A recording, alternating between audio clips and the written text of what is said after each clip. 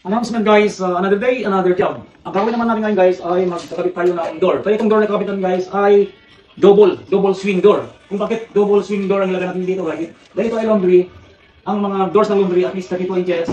Kaya lang, pag single ang gagawin natin, door dito, another door dito, baka magkakabanggaan yung mga door. So kaya yung ilagay natin guys yung dalawang 18 para mas matipid sa space.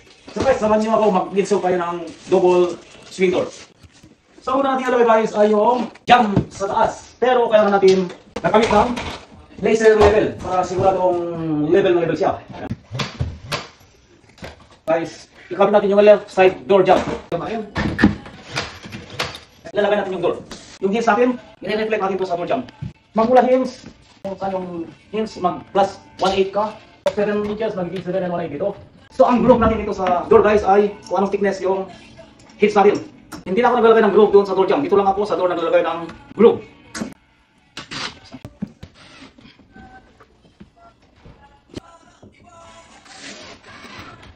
Tingnan natin yung left side na door guys. So ang susunod naman yung right side. So ganyan din ang gagawin sa right side, pero i-maintain lang yung gap. Okay guys, makita nyo yung mga gap ay hindi pa na-align. So i-align natin.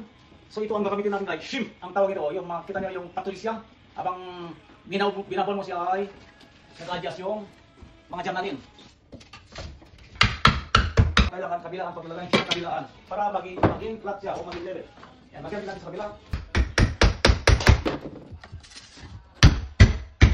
Maintain natin yung 1/8 na gap kabilaan.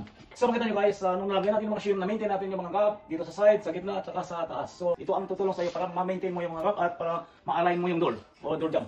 Okay guys, so sana may natutunan kayo dito sa idea ko. Kaya-kaya niyo gayahin, simple lang gawin. Thank you guys for watching.